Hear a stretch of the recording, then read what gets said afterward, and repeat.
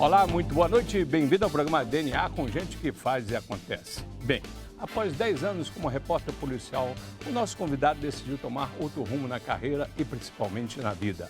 Em uma conversa com sua mãe, ela o questionou se ele ia para o trabalho cantando ou contando os dias para o final de semana. A resposta, que já morava dentro dele, desabrochou e logo ele percebeu mais nada daquilo fazia sentido. Foi aí que o gosto pelo yoga virou o seu negócio e mudou sua vida radicalmente. Hoje, ele ministra aulas de yoga em escolas conceituadas da capital, com um perfil pouco comum dos mestres tradicionais.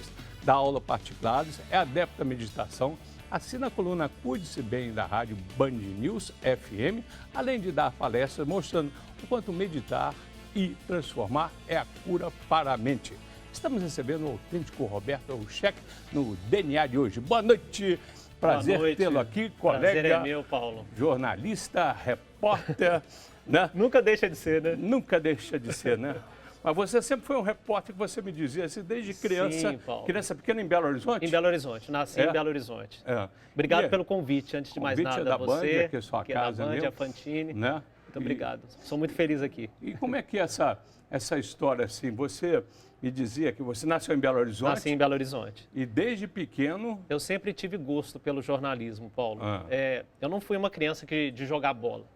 Eu brincava e, o tipo de brincadeira que eu fazia era usando câmeras e fingindo de repórter ou de apresentador. Tá. O meu ídolo naquela época era o Hélio Costa. Aqui de BH, né? De Barbacena. De Barbacena. Barbacena. E eu gostava muito porque ele apresentava aquelas reportagens, sempre no final do Fantástico, aquelas reportagens chocantes de casos paranormais. E depois ele começou a trabalhar o Linha Direta. Ele foi o primeiro apresentador do Linha Direta na Globo. Foi aí que a gente começou a filmar. Mas você era menino? Quantos anos? Eu tinha 13, 14, 15 anos. E você diz que sua infância foi pautada disso, não era nada de carrinho de rolimã, nada disso? Era filmagem, eu gostava muito. Tá. E aí, Paulo, era muito interessante porque a gente juntava a turma na rua, eu mobilizava todos os meus amigos. Então, a gente enchia aquelas calças jeans com roupa, com papel e jogava um boneco do alto de um edifício para fingir que ele foi assassinado. Mas esse DNA veio de pai e de mãe, não? A minha mãe é jornalista, trabalhou no Jornal da Cidade. Olha só, né? Minha mãe trabalhou muitos anos no Jornal da Cidade. Alberto Alves Pereira, grande figura. Né? E aí, então você Eu tive a oportunidade, inclusive, de entregar, na época, a fita de VHS para o Hélio Costa. Ele ficou muito feliz que ele tinha um fã aqui. Mas mostrando o quê? Mostrando todas essas aventuras? Essas minhas aventuras, imitando ele em linha direta. Ah, que bacana. Era muito bacana, era muito bacana. E aí você se enveredou, começou a estudar o quê, Gil? Então, aí eu tinha que fazer jornalismo de qualquer forma, né? E foi para onde? Aí eu fui para a FAF BH, né? Que hoje é a UniBH. Naquele prédio antigo ainda, da Antônio Carlos, a minha turma, acho que foi a última turma que usou aquele prédio mais antigo. E foi muito bacana. A gente ainda fazia o jornal na boneca, né? Que eles chamam na boneca. Antigamente não tinha ainda nem essa diagramação que eles usam hoje em dia. Né? E aí eu fiz jornalismo. Tá. Mas isso aí com influência do pai e da mãe, quem são eles? Você minha fala mãe. Que sua mãe era jornalista, como é que era o nome dela? Minha mãe é Aide Regina Elcheck e Roberto Elcheck. Os dois são... Você herdou o nome. Você conhece a família, né? Conheço a família, né? E o meu pai, eu falo, sempre costumo dizer isso, o meu pai e minha mãe são exemplos de trabalho, Paulo. Para eles não tem tempo ruim, não. Temos imagens aí do paizão aí. Bacana. Não, o coruja aí. Esse é meu pai. Meu pai trabalha até hoje, aí eu estava meio carequinho, mas meu pai trabalha até hoje. Ele tem mais de 70 anos, trabalha todos os dias, feriado, final de semana.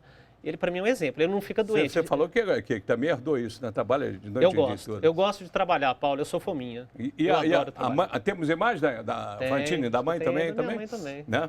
Essa foi a grande... Paulo, eu posso nem falar nela, que eu tenho vontade de chorar. Pode chorar. Não posso. Porque ela foi a grande responsável pela minha mudança. Eu acho que eu não estaria onde que eu estou se não fosse a minha mãe. Minha mãe sempre foi uma pessoa muito rígida. Ela venceu um câncer, veio de uma família muito problemática. E mesmo assim, ela teve uma opção na vida que era se manter sã, para cuidar dos filhos e poder seguir a carreira dela. A minha mãe fez MBA quando nem existia MBA aqui em Belo Horizonte. Ela viajava para o Rio para fazer MBA. Então ela foi uma desbravadora, uma lutadora.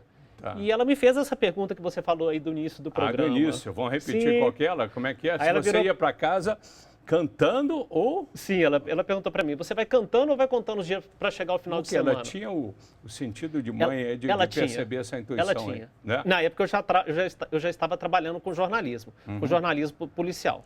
Pois é, o que era o enfadonho? Era o jornalismo ou era o policial? Pois Paulo. Você conseguiu distinguir isso aí? Olha, eu gostei dessa sua pergunta, mas eu acho que os dois. Naquela época, sim. Hoje em dia eu gosto muito do jornalismo, mas eu vejo ele de outra forma, porque eu tenho uma coluna ali aqui na Band News de bem-estar, de saúde, é aquilo que eu gosto de mexer. Tá, aí é uma extensão. É uma extensão. Mas qual foi o momento que você jogou a toalha? Né? Foi depois dessa pergunta dela que eu percebi que alguma coisa estava errada, não estava dando certo. Eu trabalhei também como repórter econômico, eu trabalhei num pequeno jornal em Contagem, Paulo, você deve conhecer, chamado Jornal Tribuna de Contagem. Foi meu primeiro emprego. Foi o primeiro emprego. Isso. Acho que depois, se puder pôr a foto aí.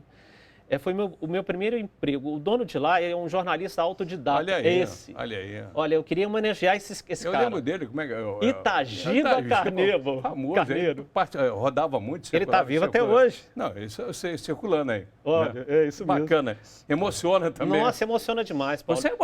Você é emoção pura. Eu sou. Eu sou muito emocional. Canceriano, por acaso? Não, eu sou virginiano. Virginiano. Eu sou muito emocional, Paulo. Eu já me estrepei algumas vezes por ser assim. Mas eu prefiro, que eu acho que eu passo mais autenticidade com isso. Tá. E a mudança radical mesmo, como é que foi aí? Então, depois que a mamãe cantou, você assumiu e aí? Aí eu resolvi... Assumiu o quê? Que era isso mesmo? Eu já praticava yoga. Praticava yoga como aluno, né? E aí eu comecei a procurar algumas escolas aqui de Belo Horizonte para fazer o curso de yoga. Encontrei uma escola aqui em Belo Horizonte que é uma escola referência no Brasil e no mundo. A gente tem a sorte de ter hoje uma escola que é referência aqui no Brasil, que é o Jai Vida. Tem mais de 38 anos de idade. Bacana. A dona de lá fundou essa escola porque ela teve uma criança especial com síndrome de Down e ela começou a aplicar o yoga nessa criança, a Sônia Sumar. E a criança começou a desenvolver. E aí ela fundou um método e viaja o mundo espalhando esse método, divulgando, ensinando novos instrutores. Você chegou nesse ver, o que foi atração magnética? Foi atração magnética. Essa é outra. Olha que interessante, Paulo. Essa senhora tem mais de 70 anos, trabalha todos os dias, dá curso no mundo inteiro, não tem medo de trabalho, vive de jet lag. Então, eu acho que eu me atraio para gente que gosta de trabalhar. Eu gosto muito de trabalhar. E aí você se enveredou, mergulhou de cabeça? Mergulhei de cabeça no yoga. E o que é mergulhar de cabeça? Você passou a dedicar, independente de fazer uma aula, você... Além de fazer aula, eu fiz o curso, que demora 3 anos, para fazer um curso completo. 3 anos. Um curso básico é 1 ano só. Vai variar de escola para escola, mas o meu demorou 3 anos e algumas especializações. E yoga tem o sentido de união, né? A tradução literal é união, como a religare da religião também é unir, né? Sim. Dá esse conceito, o conceito então, para o nosso telespectador. Pode parecer lugar comum, que eu vou falar agora, frase feita, mas eu acho que é uma definição, para mim, é mais interessante em relação ao yoga. Yoga é você sair da caixa. E aí, eu usei essa definição... Essa história, bicho da Cidas, o borboleta passa por isso também ou não? Exato, é o que eu falo. Então, traduz. A borboleta precisa passar pelo casulo, né? Para você. E eu acho que eu estava no casulo. E aí, essa frase da minha mãe fez esse casulo despertar. E o yoga foi esse instrumento para mim poder trabalhar com isso e levar esse ensinamento para os meus alunos. Por quê? Aí você se sintonizou dentro de você mesmo. Você se encontrou, você deu um mergulho dentro de você, é isso? Eu acho que até hoje, eu acho que eu me encontrei, mas eu acho que até hoje eu faço essa autoanálise em relação a isso, Paulo. Porque eu acho que todo mundo deveria fazer isso, né? Essa autoanálise. Levar a luz dentro observar, olhar para dentro. O mundo precisa disso. Da definição, Hatha Yoga trabalha mais com físico, a sua trabalha dentro de quê? Tem uma linha específica? Existem várias linhas de yoga, né? O Hatha Yoga, que a gente chama do yoga da força, que vai trabalhar o corpo. E existem outras linhas de yoga. O Ashtanga Vinyasa Yoga, que eu sou fascinado, eu tenho uma professora fantástica, a Shanti, que também é referência aqui em Belo Horizonte. E ela é uma yoga mais, vamos dizer assim, é uma power yoga. É uma yoga mais, que a Fernanda Lima, a Madonna foi a maior divulgadora dessa yoga no Ocidente. É 1h30 de exercícios contínuos e vigorosos. Aí pranayama, respiração? É pranayama associado com postura. Tá. Pranayama, para quem não sabe, né, dos nossos... A sua, dentro dessa miscelânea todinha, desse cardápio, no bom sentido, sim. você definiu uma linha sua? Eu trabalho com Hatha Yoga integral e o Ashtanga Vinyasa Yoga, essas duas linhas. Existem outros tipos de yoga, que é o yoga do cânticos devocionais, o yoga que trabalha o estudo das escrituras sagradas, que é o Raja Yoga. Existem diversas linhas. Quem quiser começar, o que é? Só matricular ou tem que ter também uma postura? Eu digo, eu já tive, você conhece um templo aí também, que tinha a ver com uma iniciação. Paulo, você já fez yoga? Já foi zen budista, já foi dono de restaurante natural. Tudo. Mas agora está tendo um revival, a nova geração toda está empenhada. É modismo ou você acha que é uma necessidade realmente diante desse caos aí do planeta? Eu acho que é uma necessidade e o yoga sempre esteve ali, Paulo, ele sempre esteve naquele lugar. As pessoas vão descobrindo ele de diversas formas e agregando na sua vida e com a forma que ela lida com a vida, a melhor forma que ela pode trabalhar o yoga, porque o yoga não é só dentro do seu tapetinho, dentro de uma sala de yoga. Ele é também fora. Yoga é uma atitude de vida.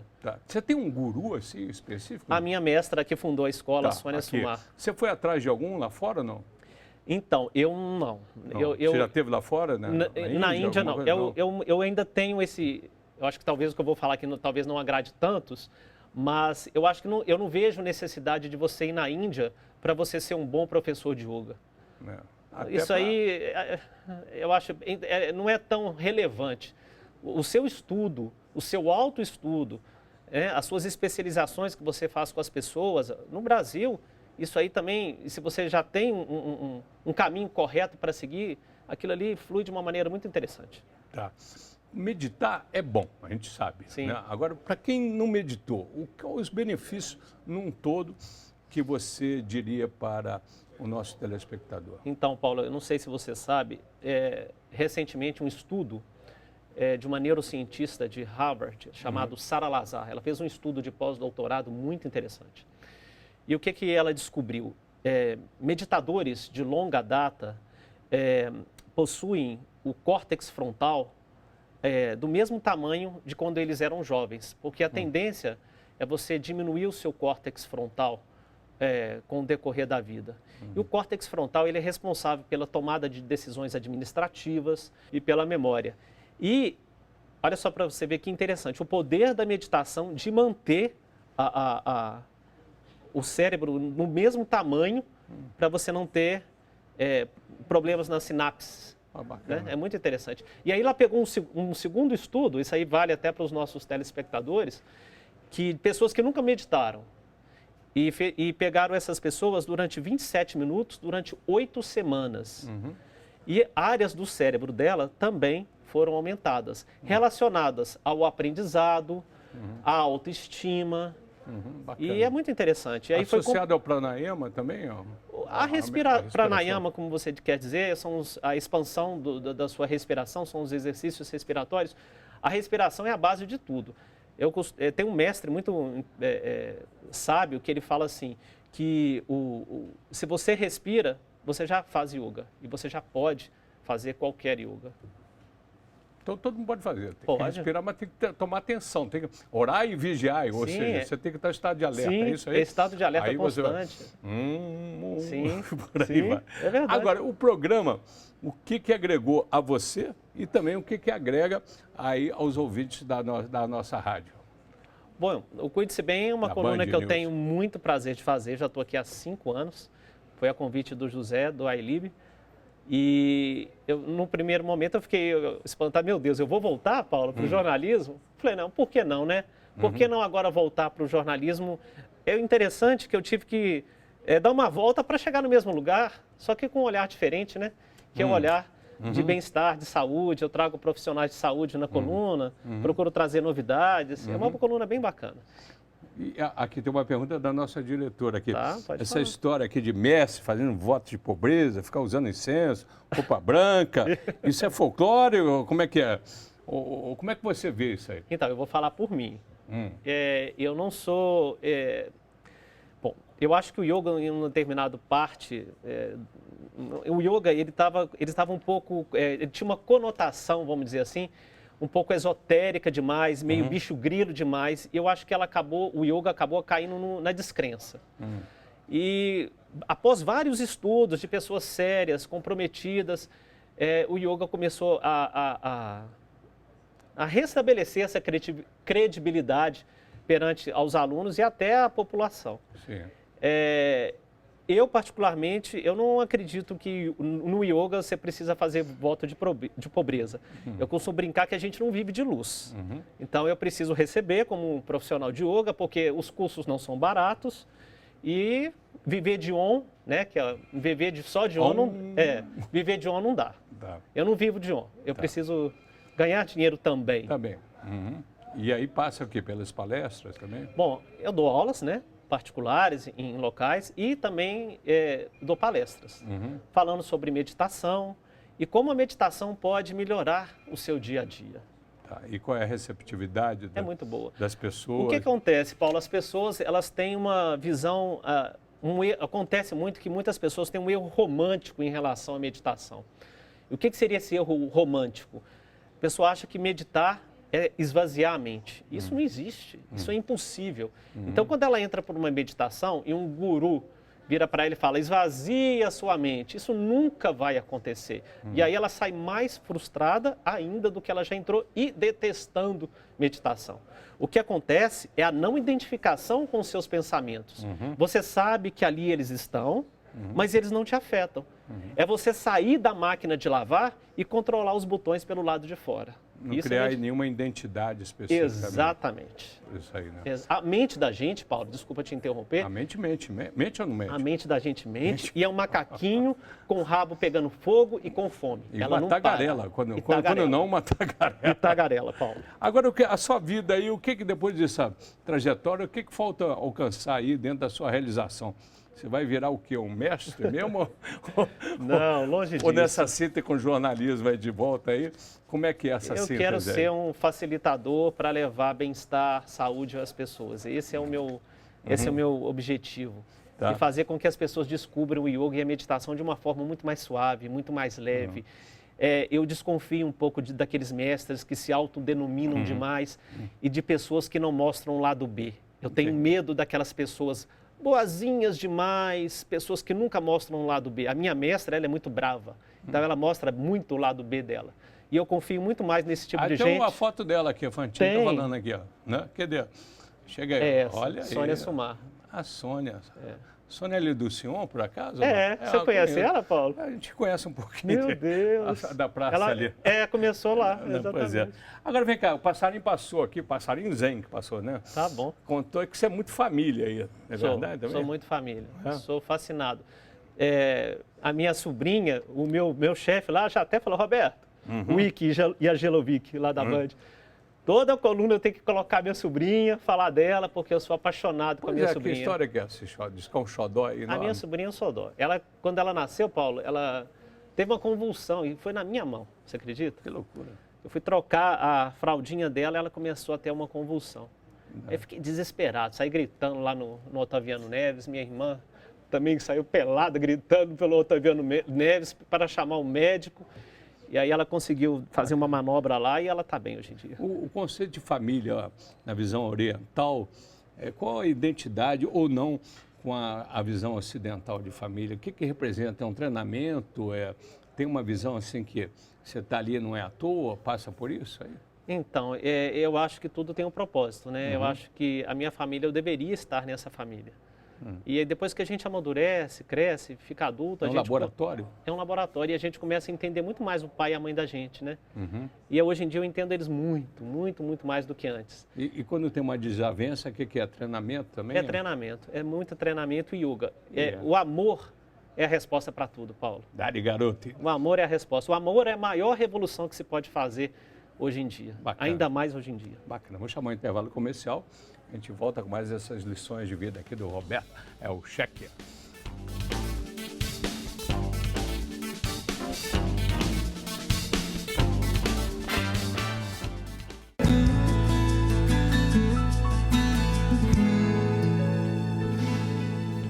Bem, a gente volta com o DNA com o Roberto Elcheck, esse yogi aqui que está me ensinando muita coisa. Você que está sintonizando agora já deu uma aula aqui de vida e vai continuar aqui. Agora, uma curiosidade, Roberto Elcheck, esse sobrenome vem de onde? É árabe. Árabe. Meu bisavô lutou lá naquelas lutas árabes com espada. Lá no... Tá, e isso aí está no seu DNA. Tá no meu DNA. E com qual influência, então? É do meu pai, né? Mas é alguma influência prática aí, não? Oriental, assim? Talvez. Talvez? Trabalhar? Ganhar dinheiro? Por aí também. Agora vem cá, você e o professor de yoga, situando aqui o nosso telespectador, mas quando você não está fazendo nada, o que você faz? Além de talvez aquietar a mente, aí, fazer o silêncio da mente, você consegue? Paulo, eu sou um nerd. Eu sou um nerd, confesso. Eu adoro. Eu tenho na minha casa uma coleção de action figures, que é aqueles bonequinhos de super-heróis. Eu adoro ver séries, eu tenho uma coleção de quadrinhos, eu tenho livros nerd. Eu fiz ano retrasado uma viagem nerd, que eu queria conhecer uma cidade onde foi filmado um determinado filme e uma série de David Lynch, chama Twin Peaks. Eu fui na cidade, eu fiquei no hotel onde o protagonista dessa série ficou. Eu sou um nerd, quero voltar. Bacana aqui. Agora, além dessa viagem interna fantástica aí, que você descobre cada dia uma coisa aí que você estava me contando, né? Um lugar inesquecível que você conheceu, além do seu próprio interior. Eu tenho muito carinho por Araxá. Araxá. Eu sou fascinado com o Grande Hotel. Por quê? É o contexto É uma referência da minha avó, que gostava muito de... Minha bisavó ficava no Curo Repouso, você lembra? Lembro, claro. O antigo Curo Repouso. E aí a gente sempre ia quando era criança, e hoje em dia a gente sempre volta levando minha sobrinha. A gente voltava quando eu era pequeno. Bacana isso. É muito bacana. Toma um banhozinho de lama lá. Sou fascinado com Araxá. Para mim, aqui no Brasil, a melhor cidade para morar seria Araxá. Bacana, né? Qualidades, você no espelho, assim, uma autorreflexão. Eu sou muito autêntico, muito autêntico. E como eu te falei no início do programa, eu acho que eu já me estrepei muito por isso. Eu tenho tentado segurar um pouco a minha boca, a minha língua. Eu puxei isso da minha mãe. Mas eu sou muito autêntico. Eu gosto mesmo, eu sou apaixonado. É um defeito? Pode ser um defeito também? Será? Excessivamente, eu acho que pode ser um defeito. É outro bicho? É o único bichão que tem lá dentro? Pode ser. Você desce com a lanterna lá dentro de luz? Sim. Você vê mais algum bichão lá? Eu sou muito insistente. Isso pode ser defeito, será? Não sei. Você acha que isso é um defeito? Não sou julgado, não sou juiz. Não. Eu estou te perguntando. Não sei, depois de conversa. Ficou vermelho. E se o mundo acabasse amanhã, o que você... qual seria a sua atitude, assim, de maneira geral? Abraçar e beijar toda a minha família. Toda. A família. Então você volta àquela história que você falou de família. A minha família. Né? Porque é a minha base. Ela sintetiza para você o grande mundo aí? Minha família é a minha base. Eu tenho a sorte de ter pai e mães que me ensinaram valores. E bem trabalhado durante a sua muito convivência, bem trabalhado. tudo? A minha mãe, ela sempre foi muito rígida, Paulo. Desde pequeno. A minha mãe nunca deixou chamar a casa onde a gente morava de minha casa. A casa era dela. A casa ia ser só minha quando eu comprasse com o meu dinheiro. Então, hoje eu tenho a minha casa. Até lá, eu estou de favor ou, né, por amor. Me casa, sua casa. Exatamente. A minha casa não era a casa da minha mãe. Tá. Você tem algum medo? Então, eu sempre digo que o medo, eu jogo junto com ele. Eu gosto de sentir medo. O medo, ele me faz ir em frente. Eu tenho uma relação meio de simbiose com o medo. O medo, ele me proporciona força para me conseguir as coisas que eu quero, para mim ser quem eu sou. É um treinamento. É um treinamento. É um capita. O medo que eu tive de não ser feliz... É um treinamento? Sim. O medo que eu tive de não ser feliz, de ser quem eu era, eu resolvi ter coragem para poder assumir quem eu realmente sou. Tá. Além da sua professora Sônia, né? Sim. Você tem um outro ídolo, assim? Minha mãe. Eu admiro muito minha mãe. Minha mãe... Tá. Dentro do contexto aí de yoga, de professor, com essa visão oriental, você diria que você tem uma religião ou não? Não, eu não tenho nenhuma religião. Não tenho. Essa? Eu tenho a minha fé, a minha fé, eu creio muito no amor. A minha religião é o amor.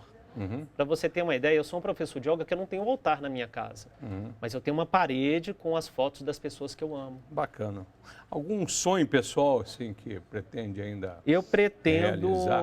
Eu pretendo voltar nessa cidade que eu conheci ano retrasado, que é Astoria, fica em Oregon, uma cidade muito bacana, Paulo. Se tiver, eu conheço essa cidade, é linda. Bacana. E o que você diria assim para as pessoas que querem mudar a vida, ter uma iniciação, pode ser através da yoga ou através assim da sua própria experiência pessoal? Use o medo como aliado. Opa, é um trampolim então? É um trampolim.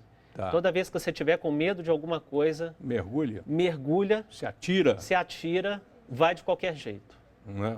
Vai de qualquer jeito. Arrisque-se. Tá. Isso é uma receita pequena. Que você extraiu exatamente da sua vivência? Foi isso, exatamente. Porque, Paulo, eu saí do jornalismo, eu estava tudo estabilizado. De repente comecei a dar aula tendo 1 aluno, 2 alunos. Né? Isso é o renascer? Foi um renascer. Foi um renascer. É o ressuscitar aí da figura aí, né? Olha aqui, você já pensou em morrer? Com essa doutrina todinha? Doutrina não, você está lendo Eu penso em fazer a minha passagem lá nessa cidade. Eu quero estar lá nessa cidade. Tá. E se por acaso morrer, como é que você vai... Você acredita em reencarnação? Eu sou agnóstico. Agnóstico? Eu sou agnóstico. Tá. Eu acredito que existe algo, mas eu ainda não sei precisamente o que é. E no jazigo, assim, você ia pedir para botar o quê aqui? O amor é a resposta para tudo. Tudo. Definir ali, né? Tá, e vamos começar a fechar aqui, ou fechando. Quem que é você aqui, para sintetizando, para quem sintonizou sobretudo agora, sobretudo desse contexto que você nos entregou aqui, abriu aí o seu coração? O Roberto Elcheck é um sujeito autêntico, que paga um preço às vezes por isso, mas que lida com o amor de uma forma muito pura, muito sincera, ama o que faz, ensina e multiplica esse ensinamento da melhor forma possível e é o que ele pretende passar para as pessoas. E como é que você vê o Roberto 15 anos atrás aqui? Tem algum, e de hoje, tem rancor? Precipitado. Precipitado? É isso aí? É. Muito precipitado. Está bem melhor hoje, então? Muito melhor. Está feliz? A natureza ansiosa ainda continua. Porém, lá atrás eu era mais precipitado. Hoje eu consigo esperar um pouquinho. Danada, que bom. Obrigadão. Obrigado, por ter vindo. Paulo. Felicidade. É um prazer, viu? Né? Paz aí para você. Obrigado. Namastê. Vamos encerrar? Namastê. Namastê. Opa!